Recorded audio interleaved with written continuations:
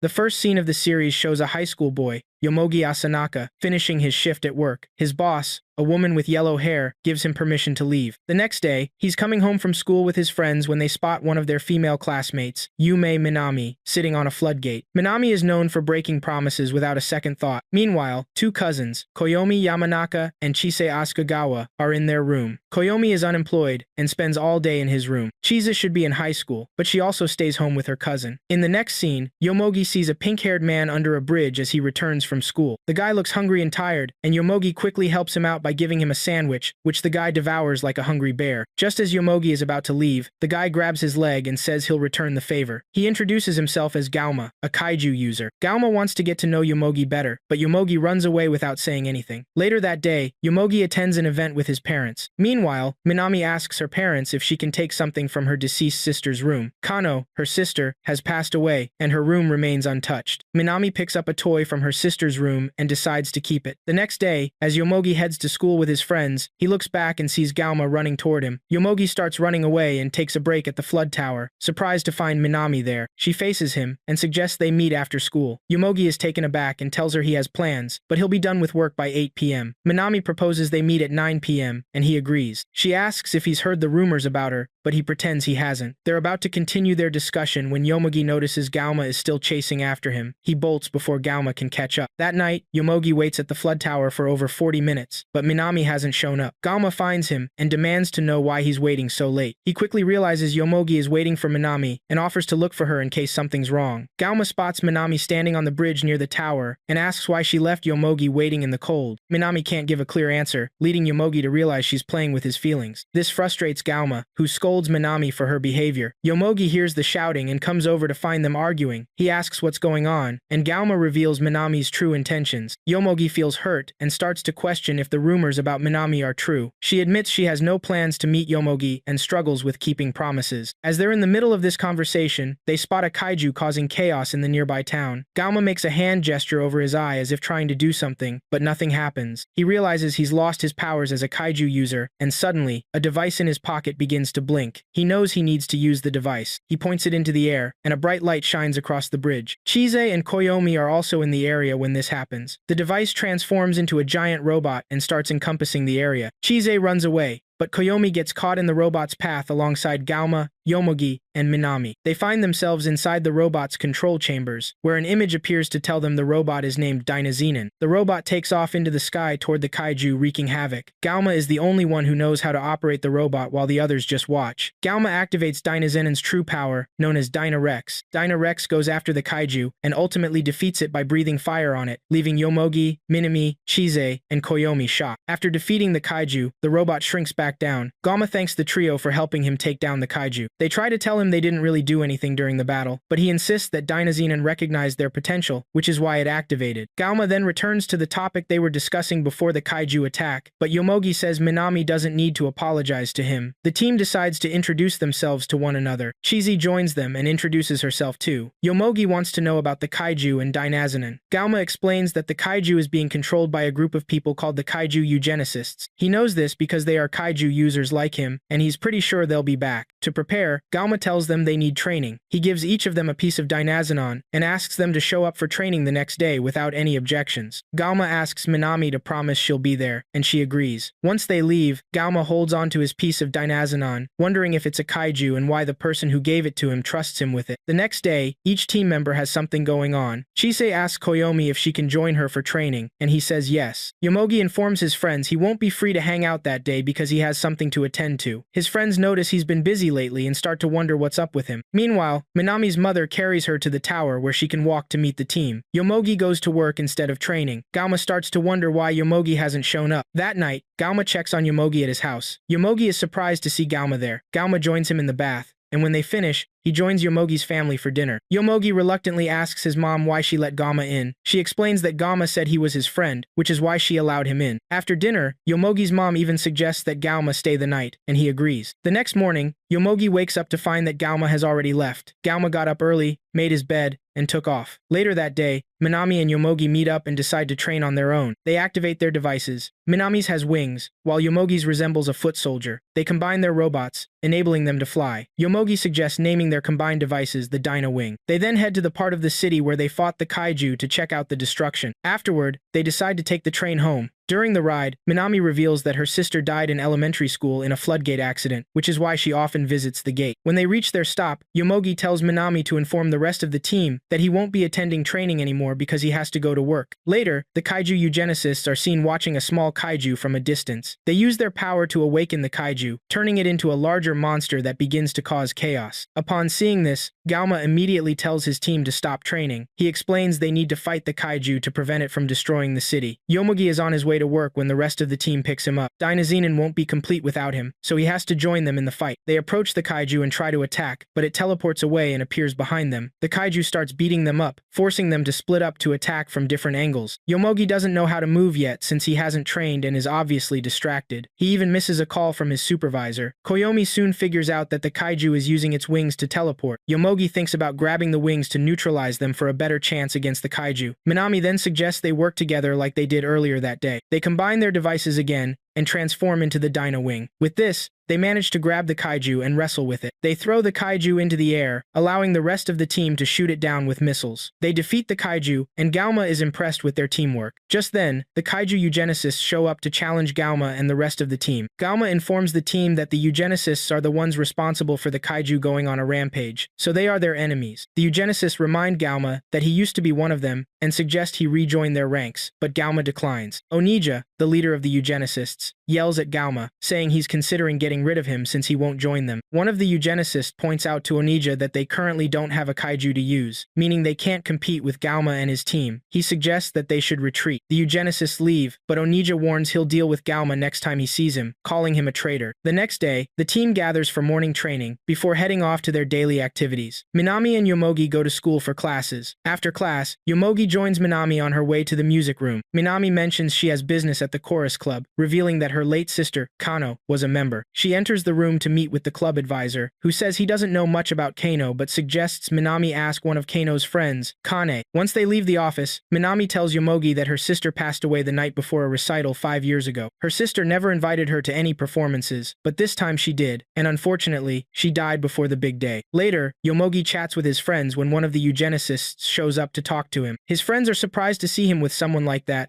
and take the chance to mention how Yomogi has been hanging out with some strange folks lately. Meanwhile, Minami is getting ready to meet Kane, and tells her mother about it. Elsewhere, Koyomi runs into one of his high school friends, who he discovers is Yomogi's boss. She asks Koyomi about his love life, and he admits he's not married and doesn't even have a girlfriend. She makes sure to swap contact info with Koyomi before leaving. The eugenicist with Yomogi introduces himself as Juga. After they introduce themselves, Juga decides to tell Yomogi about Gauma, revealing that Gauma was his comrade 50 years ago. After dying, they were reincarnated in this era. After a brief chat, Yomogi says he has to leave for work, and he heads out. Juga returns to his comrades and reveals he's trying to recruit Yomogi to their team because none of them can control Dynazenon, but Yomogi is one of the few who can. That night, Yomogi gathers his friends to share what he learned from Juga. He mentions that Juga insisted Gauma betrayed them, but his friends question whether Juga is someone they can really trust. The team decides to visit Gauma, who is staying under a bridge, to confirm some things with him. When they arrive, they find him eating crabs that he caught nearby. He admits that he did betray Juga and the others, explaining that he did it to stop them because they were acting on the will of the kaiju. However, he says he's not ready to share more about why he did it. As they leave, Yomogi starts to wonder if Gauma is just a psycho who enjoys fighting robots. In the next scene, the team learns that a kaiju has appeared in Chiba. They quickly assemble and head there. When they engage the kaiju, it turns out to be stronger than they expected. Gauma suggests they combine their powers to fight the kaiju, but Yomogi insists they can't because their feelings are not aligned. It seems like Gauma is hiding something. Yomogi urges Gauma to share more about himself, so they can have a chance against the kaiju. Gauma reveals that he wants to meet the person who entrusted the Dynazenon to him. This person is from this era, and he mentions it's a woman. He pleads with the team to fight with him so they can defeat the kaiju, bowing his head as he mentions all their names. With this, the team successfully combines to form the dragon Dynazenon. Onija sees this, but remains confident that they cannot defeat the kaiju. They pursue the kaiju and find a way to align their feelings so they can become strong enough to take it down. They activate the Dynazenon's wings, grab the kaiju, and take it into outer space, where it loses uses its explosive powers. They blow up the kaiju and tear its remains into pieces. Galma explains that the kaiju connects them to the impossible, which might be one reason they were revived in this era. He is determined to meet the person who gave him the Dynacenon, and the eugenicists are revived for the same reason. Up next, Yomogi discovers that Minami isn't training. He has to ask Galma if Minami mentioned where she is, and Galma confirms she did. Minami told him she wouldn't be at training because she needs to meet someone. Meanwhile, Minami is occupied meeting Kane, who shares some insights about her deceased sister. Kane describes Kano as a lively person, which surprises Minami because the Kano she knows is quiet and doesn't enjoy socializing. There's a possibility Kano behaves differently at home. Kane then suggests Minami find Yurita, as he has videos of Kano that could help her learn more about her sister. At Yomogi's workplace, his boss suggests he ask his crush out before it's too late. Meanwhile, Minami's mother is taken aback that she went to see someone alone, and is even more surprised that Minami is trying hard to learn about her late sister. Later, Galma visits Yomogi and his family. Yomogi seems to have caught a cold, and Galma tells him he can skip training for the day. In the next scene, Suzumu, one of the eugenicists, arrives at the school to enroll in the same class as Yomogi and Minami. Yomogi is shocked by this development. The teacher tells Suzumu to take a seat behind Minami. After the first period, Suzumu finds the two talking and inquires about the Dynazenon. They refuse to share details, and he simply says he doesn't intend to fight them. He hopes they can all get along while he's at the school. The two debate whether or not to inform Galma about Suzumu. Eventually, Minami and Yomogi sit down to converse with Suzumu. He explains that they aren't the ones creating kaijus. They arise from human will. The eugenicists are merely trying to establish a world where kaijus are needed. Their discussion is interrupted when Galma shows up at the school, demanding to know what Suzumu is doing there. Suzumu calmly states that he's there to make friends. Galma attempts to confront Suzumu, but he gets dragged away by school security. When Suzumu's friends hear what he's done, they start to question his sanity and wonder if he has a plan, since he can hear kaiju voices. The next morning, Yomogi's mother suggests he stay home due to his cold, but Yomogi isn't ready to do that. However, he feels he must listen to her. Galma and the rest of the team find out about this. Koyomi warns that they'll face trouble if a kaiju shows up and Yomogi isn't fit to fight yet. Galma instructs Minami to check on Yomogi, since she's the one responsible for his cold when she left him out in the rain. Meanwhile, the eugenicists have found a kaiju they're ready to activate. Minami arrives at Yomogi's house with gifts, surprising him. They are mid-conversation when Galma calls Minami to inform her that a kaiju has appeared, and they need the Dyna Wing. Minami asks Yomogi where his section of the Dynazenon is stored, and he tells her. Minami hopes someone will pilot it while Yomogi is unable.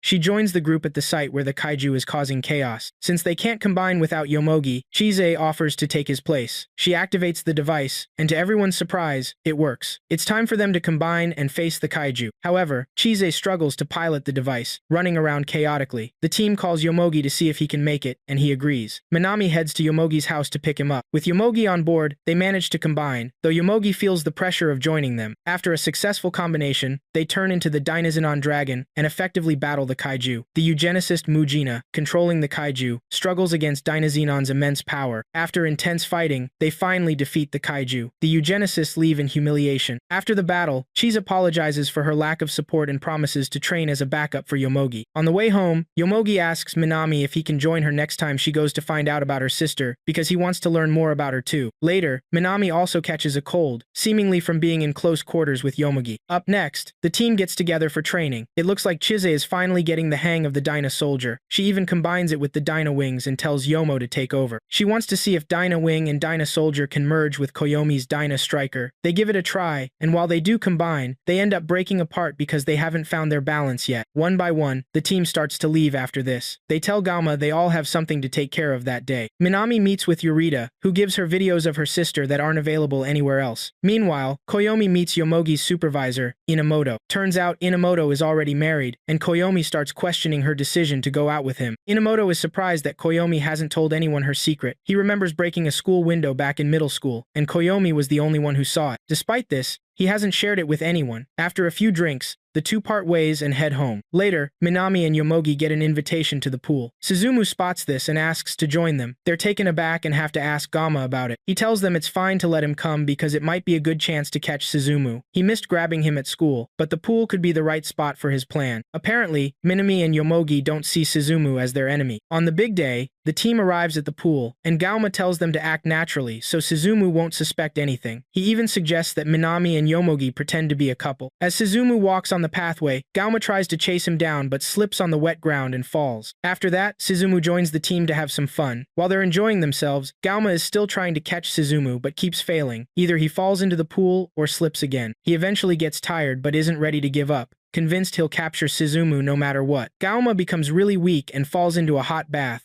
struggling to stand up but keeps collapsing back into the water. Meanwhile, Minami, Yomogi, and Suzumu are all together. Yomogi wonders if Gauma's strategy is working at all, saying it out loud. Suzumu demands to know what strategy he's talking about. Yomogi manages to change the subject before Suzumu can ask anything else. Suzumu tells them kaiju have emotions too. He's about to share more when his other friends arrive, telling him they need to leave. Just as they leave, Gauma shows up, looking to capture Suzumu, but Yomogi tells him Suzumu just left with his friends. Soon, they hear the sound of a kaiju in the distance, and find out that the eugenicists have activated another kaiju.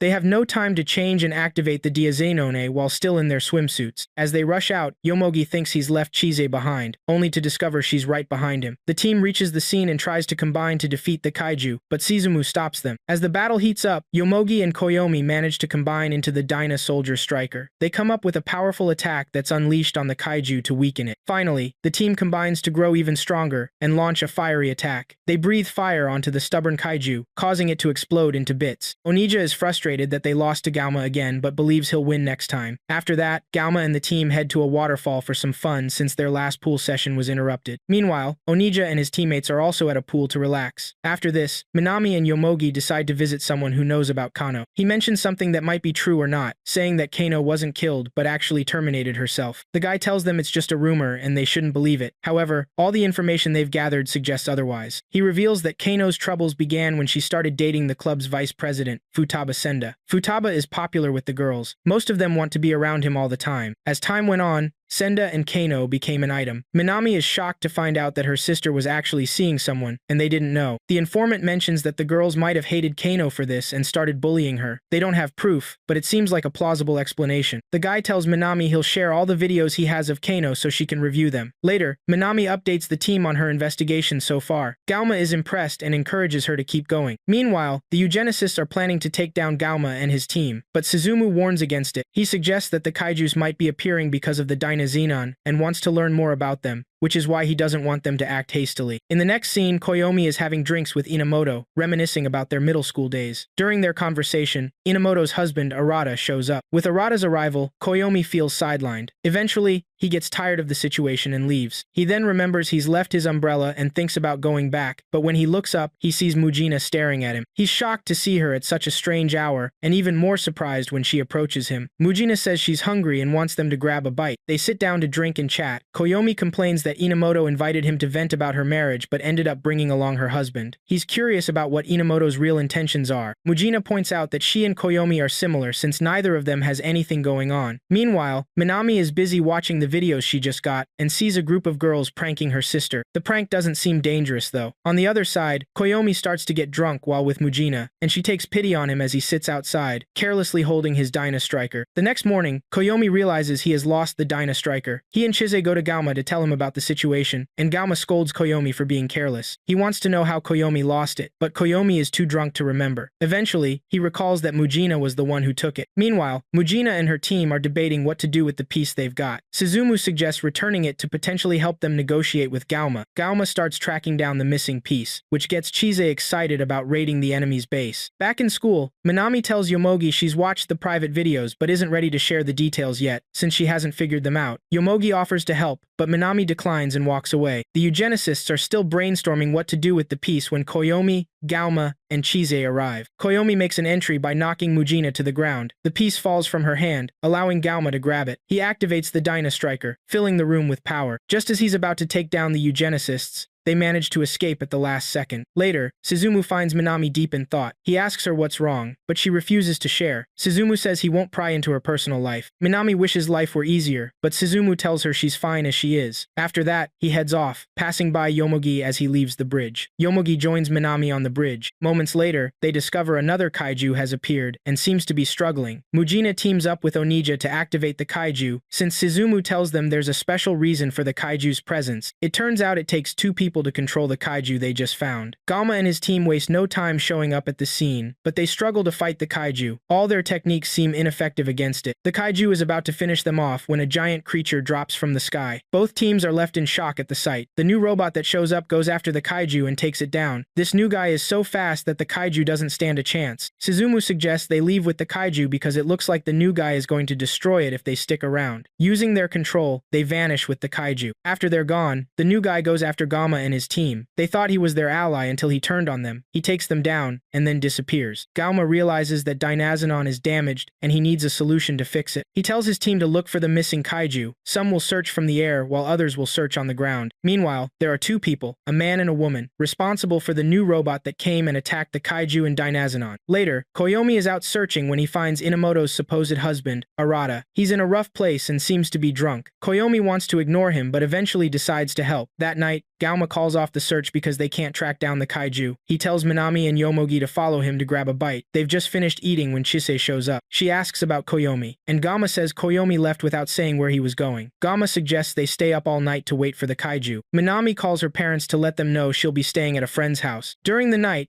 Koyomi meets up with the team. They're asking him where he's been when the white-haired guy who's responsible for the new robot they fought earlier appears. The woman with him introduces herself and the guy to the team as the Grid Knight Alliance. The guy, known as Knight, explains they protect the world from kaiju threats. Knight reveals that he usually transforms into the purple robot that they fought earlier. He thought Dynazenon was a kaiju, which is why he attacked them. However, he now knows Dynazenon isn't a kaiju, and it would be better if they teamed up. The woman pulls out a tube, calling it a fixer for Dynazenon, but Galma stops her. He's not ready to work with them because he sees them as untrustworthy. They decide to leave since they're not willing to force Galma into cooperating. After the Grid Knight Alliance leaves, Galma realizes that Dynazenon is broken and actually needs repairs. Koyomi suggests that they should cooperate with the Alliance, but Galma is too stubborn to agree. Later, he and Koyomi discuss the need to view things from a different perspective. Yomogi sees Minami playing with a toy she took from Kano's room and asks her about it. She shares that the toy belongs to her sister, who never let her play with it. They were close when they were younger, but drifted apart as they got older. Minami is surprised to see her sister smiling in a video she watched because she hardly smiles at home. She mentions that the only time her sister smiled at her was when she invited her to a recital. Minami wonders why her sister appears happy but then takes drastic measures. Yomogi breaks down in tears as she shares all of this. Minami is shocked to see Yomogi crying over her sister, whom he doesn't even know. She tells him to wipe his face since they will eventually learn the truth. He gets up to get ice cream, and Minami follows him. That night, Chise opens her palm to reveal a white stone she has been holding since the series began. She picked it up from the floor at the start of the series. The next morning, Galma wakes Yomogi to inform him that the kaiju have appeared. The Dynazenon is in bad shape, but they have no choice but to operate the robot that way. They pursue the kaiju, which seems to be in better shape than the Dynazenon. The Dynazenon struggles to stand up against the kaiju. Meanwhile, Knight is watching this. He transforms into a purple robot and goes after the kaiju. Galma confidently states that they don't need help. They soon discover that the kaiju is stronger than before. Knight's comrade decides to use the one fixer they have on the Dynazenon to restore it to full capacity. With that,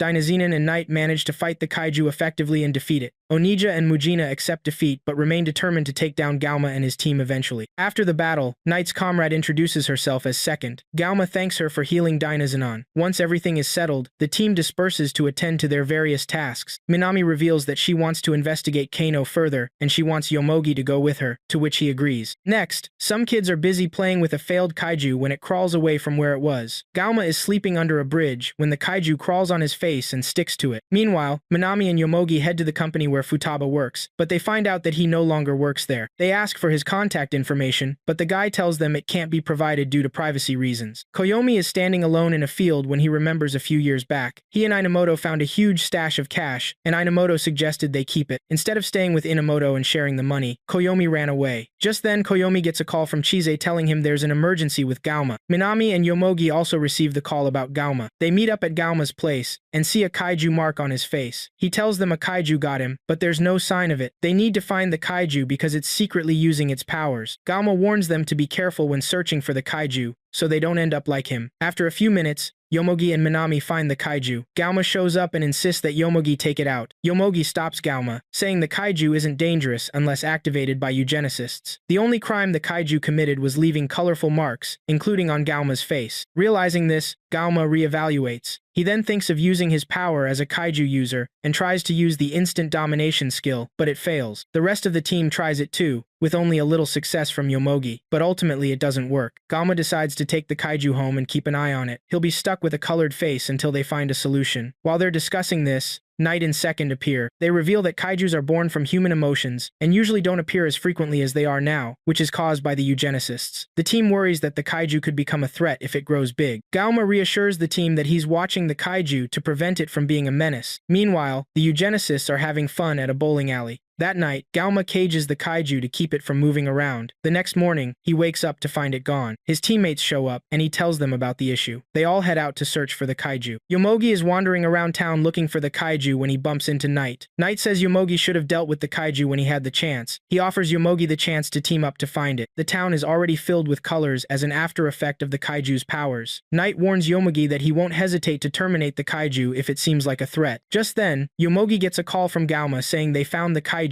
and it's now big. This is clearly the work of the eugenicists. Galma and his team activate the Dynazenon to fight the kaiju, but they can't fire missiles in the city because of the civilians. They consider luring it out of the city first before engaging properly. Koyomi tries to draw the kaiju out, but it mocks him. As this happens, things start getting destroyed, and Knight can't look away any longer. He tells Yomogi to join him in defeating the kaiju. The two merge together, and Knight tells Yomogi to aim at the kaiju. Meanwhile, Minami's Dynapiece has slipped from her grip while she struggles to escape the building. Chise finds Yomogi and informs him that Minami is still inside. Yomogi calls Minami, and she tells him she dropped her Dynapiece. The kaiju suddenly climbs on top of the building where Minami is, putting her in danger. Yomogi has to use the instant domination skill again, and this time it works. He reluctantly uses fire to terminate the kaiju. After the battle, Yomogi seems down, but Galma tries to lift his spirits, reminding him that a kaiju is just a kaiju. Meanwhile, the white substance with Chise has started spreading. Later, Minami and Yomogi decide to find a place to go together. Next up, Chise wakes up in her room and discovers a kaiju that has appeared out of nowhere. For some reason, she seems to be able to control the robot, which she names Goldburn. The robot seems to have emerged from the white substance that was with her. Meanwhile, the rest of the team is considering going to the carnival. Yomogi doesn't want to go, but he starts to change his mind when he realizes Minami is interested in attending. Later, Chise discusses with Koyomi the possibility of a peaceful kaiju existing. As she talks, the kaiju she hid in a box begins to move, but she holds it down. Chise then goes to Galma and asks if they will terminate any kaiju they find, even if it's peaceful. He answers yes, which frightens her. She starts thinking of a way to show the kaiju to her team so they understand it's no threat. She continues dragging Goldburn inside the box. When she gets under a bridge, Goldburn bursts out of the box and grows to a larger size. Chise tries to tell Goldburn to shrink, but the kaiju grabs her and flies her into the sky. From atop Goldburn, she gets a stunning view of the area. Yomogi and his friends are having fun when someone informs him he has a visitor. It's Futaba. He quickly calls Minami to let her know. Meanwhile, the eugenicists have used their powers on another kaiju and are controlling it. Futaba meets Minami and Yomogi to tell them what they need to know. He admits he was dating Kano, but only heard rumors of her being bullied. He never witnessed it. He tells Minami he doesn't believe she would have taken her own life because she's not like that. He thinks her cause of death was an accident. After saying this, Futaba says he needs to leave. He seems to be married since he has a ring on his finger. As he goes,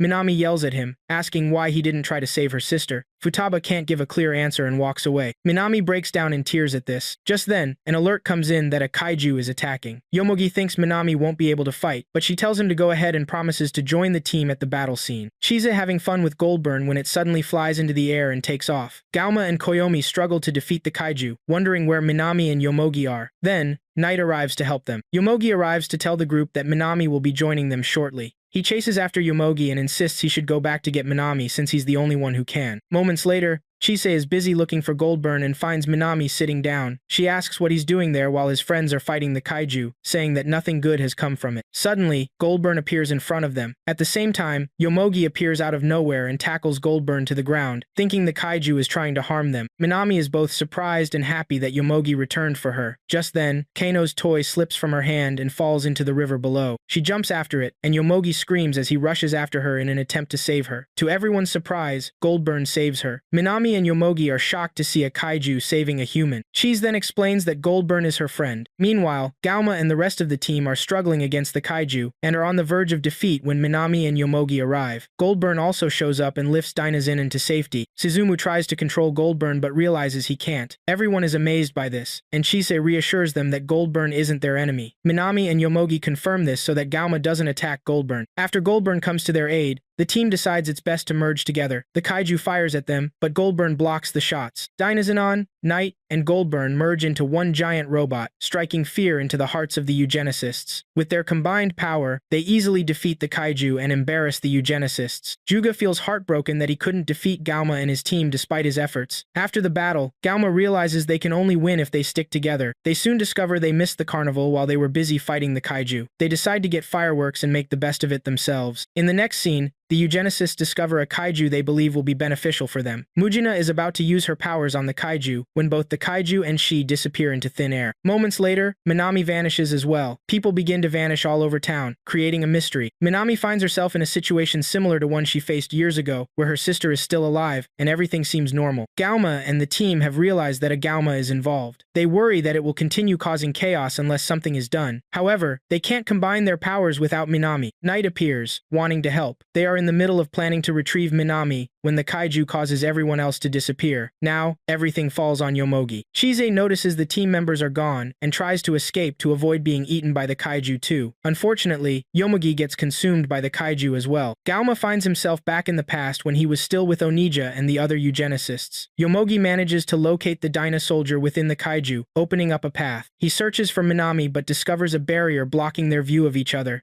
Meanwhile, Minami is witnessing Kano's life with Futaba. Yomogi realizes he's watching Minami's past. On the other hand, Seken and Chise are safe, thanks to Goldburn. Yomogi continues his search for a way to reach Minami, while her past keeps playing out before him. He sees Kano inviting her to a recital, and her sister telling their mom she's going out. Their mother warned her not to go to the floodgate before she left the house. Yomogi finally realizes this is the day Kano died. He screams in anguish, wishing Minami would stop her sister from leaving. His cry shatters the barrier between him and Minami. The Dyna wing appears in her hands, and she remembers Yomogi. Yomogi tells her they need to stop her sister, and she agrees. Minami and Yomogi rush to the floodgate to prevent her from ending her life. Kano is shocked to hear Minami tell her not to do it. She insists she doesn't intend to. She hugs her sister, expressing that she doesn't want her to die. Minami then tells Yomogi to go ahead without her, promising to join him later. Yomogi starts breaking through the barriers inside the kaiju to save everyone it has consumed. He finds Koyomi when he and Inamoto are together and figures out how to make Koyomi remember he's stuck in the past. He also finds Galma and shatters the dream space he's trapped in. Galma retrieves his piece of Dynazenon and returns to himself, thanking Yomogi for saving him. They all team up to save Knight from the past as well. After a long, tedious conversation with her sister, Minami finally gets closure. Kano thanks her and says she can return to her present time. Minami grabs her Dyna wing and joins her friends. Together, they burst out of the kaiju while combined. Seken tells them everyone else trapped inside the kaiju will return once it's defeated. They unify their efforts and gear up, launching a powerful combination attack that slices through the kaiju, easily defeating it. After the battle, Galma reflects on how he was betrayed by his country, but doesn't recall all the details again. He still hasn't given up on meeting the person who entrusted Dynazenon to him. He mentions getting something to eat. They look around for Minami, only to realize she has gone to the floodgate again. After defeating the kaiju, Minami returns to the floodgate for complete closure regarding her sister's death. Up next, the eugenicists realize they've lost to Galma again. No matter what they tried, they keep losing. They also discover there are no kaiju seeds, meaning there will be no kaiju for them to control. Without kaiju, they can't create destruction and chaos. Juga mentions that Dynazenon might be from 5,000 years ago. Onija decides that if there are no kaiju, he'll start killing people himself. The eugenicists split up upon realizing they have no kaiju to control. Suzumu talks about how, without kaiju, the eugenicists have turned into normal people. Later, the team goes back to school only to find Suzumu is absent. Chise has also decided to attend school. Knight and Seken inform her that they're taking Goldburn along because a world without kaiju feels more natural. Chise is heartbroken when she hears this. She wonders why the kaiju have to go, especially Goldburn, and worries that Koyomi is leaving for work. In the next scene, Yuga finds Galma and tries to tell him they've accepted defeat, but Galma punches him in the mouth. Galma insists there's nothing Yuga can say to change what has been done. Minami and Yomogi happen to be passing by and rush over to stop Galma from finishing off the already weakened Juga. Galma tells Juga not to show his face again, and Juga agrees, stating nothing has changed before leaving. After Juga departs, Minami and Yomogi are shocked to hear kaiju won't appear again. They ask him why he's been acting weird lately, and he reveals he thought he'd see the princess when he was revived, but instead, the eugenicists were revived alongside him. He's worried he might never meet the princess again. It turns out he's trying to meet a princess. Galma then instructs Minami and Yomogi to return the Dyna pieces to him, claiming he doesn't need them anymore, and should keep everything. Koyomi has also returned his piece. Later, Mujina finds Koyomi to tell him there's no longer a need to fight. There are no more kaiju. Koyomi expresses he doesn't hate Mujina, but she retorts that she hates Koyomi and leaves. On their way home, Yomogi and Minami figure out the princess didn't revive because she's not a kaiju user. Minami then tells Yomogi she wants him to follow her somewhere important the next day. The next day, Minami tells her parents she'll be visiting Kano's grave. Knight and Second also visit Gauma to say goodbye, as it feels right since they are leaving. Later that day, Minami and Yomogi go to Kano's grave together. She admits she's been avoiding the grave since Kano died but decides to face it now. They clean up the grave, making it nice before leaving. After they go, the camera shifts to show Gauma hiding in a corner. Yomogi tells Minami he still wants them to stay close, even without fighting kaiju. He fears their bond will weaken once the kaiju battles are over. There won't be any Dynazenon to bring them back together. He asks Minami if she's ready to go out with him. Just as she's about to answer, Suzumu shows up. He talks about how glad he is to have decided to hang around them. He understands now why Gauma chose to stop being a kaiju user and become human. Gauma arrives, and Suzumu attacks him, knocking him to the floor and ripping his clothes, revealing some markings on his body that surprise everyone. Suzumu reveals that Gauma's body is decaying because he's not connected to a kaiju, and he'll eventually die over time. Gauma lies on the floor without the strength to stand. Suzumu goes after Minami and Yomogi, but Knight arrives to stop him. Knight attempts to strike Suzumu, but there appears to be a shield around his body. Suzumu is stronger than he let on. It turns out he has been hiding a kaiju inside himself. He transforms into a kaiju, shocking everyone. Goldburn realizes there's danger and rushes to fight Suzumu. Gauma considers using Dynazenon, but is told he's not in the condition to do so. Knight assures Gauma that he'll handle Suzumu as long as he can combine with Goldburn. The destruction caused by Suzumu is greater than any chaos caused by the previous kaiju. The battle between Suzumu and Knight seems one-sided, with Suzumu easily overpowering Knight and Goldburn throughout the town. Gauma is knocked to the ground and seems to be dying. Second brings out a device to ease his pain, saying it's not a cure but will definitely help him feel better. The other eugenicists are shocked to see a kaiju running around town, causing chaos. They wonder where the kaiju came from since there aren't supposed to be any more kaiju. They soon realize the kaiju is Suzumu. Onija, Mujina, and Juga immediately asks Suzumu to take them along. He absorbs the trio and grows even stronger. He hits Knight and Goldburn like they're nothing. Gauma manages to speak to the team, apologizing for pulling them into the kaiju user mess. He mentions he doesn't have much time left and wants them to know his feelings before he dies. Yomogi tells him to stop saying sad things. Gauma wants them to send a message to Koyomi, but Yomogi insists he should survive and tell Koyomi in his own words. Suzumu continues his rampage around town, even disconnecting Knight and Goldburn from their assembly. Yomogi and Minami decide to join the fight, telling Second to keep an eye on Gauma while they do. After they leave, Gauma tries to get up, knowing it's his responsibility to defeat the kaiju. Second tells him not to push himself since he's too weak. Meanwhile, Koyomi struggles to reach the team, facing numerous challenges along the way. Yomogi manages to reach Dyna Soldier and rescue Minami as well. Just when Suzumu is about to finish off Goldburn, Koyomi arrives and blocks the attack. Koyomi is fierce with his strikes, showing he won't take anything for granted. At that moment, Gauma appears. He's weak, but he refuses to leave the team to fight alone. The team combines their powers to take down their apex enemy, resulting in a battle between humans and kaiju users. The eugenicists blame Gauma for the chaos, calling him a traitor they once admired. They want to eliminate humans, but Gauma isn't on board with that. As the battle rages on, Yomogi decides to try his instant domination skill again. He separates from the team and makes the gesture, causing the kaiju to momentarily lose focus. The team then unleashes everything they have in a final attack. Both enemies fire powerful shots at each other, but Dynazenon's strike proves stronger, destroying the kaiju and the eugenicists. As Gauma slowly loses his life, Dynazenon also drains its energy and turns pale. Gauma tells the team how much they mean to him, and they are ejected from Dynazenon, now looking like a pile of scrap metal. 3 months later, the team visits Gauma's house under the bridge to remember him. Knight and Second take Goldburn and the remains of Dynazenon to another world. Chizi bids farewell to Goldburn, admitting he was her only true friend. Later, we learn Koyomi got a job, thanks to Arata. Chizi comments on how strange Koyomi looks in a suit. In the next scene, Minami's club members are searching for her, and Yomogi volunteers to look for her. He finds her busy groping. She seems shy and insists that Yomogi take her hand and lead her to her club members. Hearing this, Yomogi looks at his hands and remembers what Suzumu said about his great potential to control kaiju, which he squandered. He resolves that he will never understand kaiju, which is why he didn't force it. After recalling all of this, Yomogi grabs Minami's hand and leads her back to where everyone is waiting. A quick scene at the end shows that Dynazenon has come back to life, which means Gauma is still alive.